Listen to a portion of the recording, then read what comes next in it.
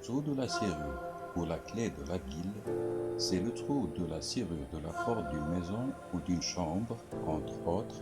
et c'est aussi cet arc qui ouvre la ville aux gens dans les temps anciens et qui prend la forme d'un grand trou dans un mur qui entoure celle-ci. Dans les deux cas, il y a les murs et la nécessité de fermer les portes de l'intérieur et de l'extérieur. La porte de notre tableau ici, pour lequel l'artiste créateur profond Aziz Boumedi a choisi le titre Trou de serrure, paraît qu'elle a été fermée de l'intérieur, selon ce qu'on peut percevoir à travers le trou de serrure dans le tableau comme contenu chaleureux orange. Notre artiste Aziz Boumedi, le maître de notre tableau, Trou de serrure, a choisi de travailler dessus sur le sous-entendu puisqu'il n'a pas peint n'importe quelle porte. Effectivement, ce qui nous interpelle dans cette belle œuvre, c'est qu'elle nous invite à imaginer délicieusement ce qu'il y a derrière cette porte exceptionnelle, interdite, qui suscite la curiosité de l'œil. Ce type de porte, notre artiste l'appelle les portes du plaisir bien caché. C'est un plaisir ou une joie qui est au fait bien évidente dans cette œuvre, même si elle a pour petit titre Trou de serrure, il n'empêche qu'elle raconte ce qu'elle suggère d'aller voir de l'autre côté de la porte ou du tableau, ce qui est directement exposé dans ce côté fermé. Comme les gens en général s'empêchent les uns les autres par le moyen des serrures et des clés de découvrir ce qui se cache derrière les portes, il fut inévitable qu'il y ait parmi eux des personnes différentes et distinguées qui sont de nature ouverte aux questions fermées et curieux de caractère comme des enfants. Des personnes créatrices qui insistent à voir le monde d'un œil lucide, comme l'a effectivement fait notre artiste non-conformiste Aziz Boumedi, en posant sa vision brute ou vierge sur la toile avec les couleurs de son pinceau intrépide, défiant ainsi le rapport tendu que le pinceau entretient avec l'autre et avec soi par conséquent.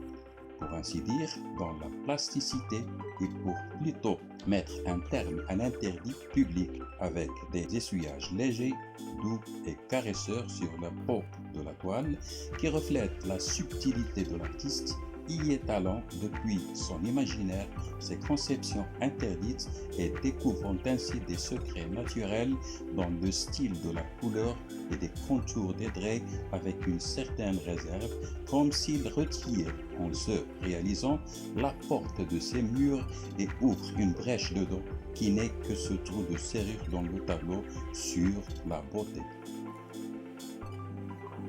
Le trou de serrure, c'est toute toile qui se tient nue devant notre peintre, toute toile qui se ferme dans son blanc pour que vienne notre artiste Aziz Boumedi y ouvrir avec son pinceau et avec les mouvements doux et voyeuristes de sa main les portes de sa vision grandement au monde à travers un petit trou qui ressemble à une petite déchirure sur une feuille nue de papier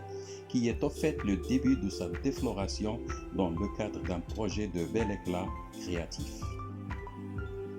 Le peintre et poète Aziz Boumedi est un artiste profond qui manie des petites masses de peinture avec légèreté de sa main agile qui ne se lasse pas de caresser délicieusement et longuement des zones précises sur le tableau pour y exciter les détails vers une stimulation plaisante de l'œil curieux, le poussant à voir clairement le principal détail dans son sein qui est ce trou de serrure. Après ce défi de l'œil à la porte et son progression vers l'entrée de la clé, on peut, à travers le trou de serrure, clairement voir une concentration de la couleur orange avec du marron léger et une distribution de lignes rondes dans une absence d'ombre. Ce qui paraît comme des gestes de deux femmes qui sont en train de changer ou d'essayer des habits. Et ainsi, on revient encore chez notre artiste Aziz Boumedi sur le thème de la femme qui est au centre de la plupart de ses peintures.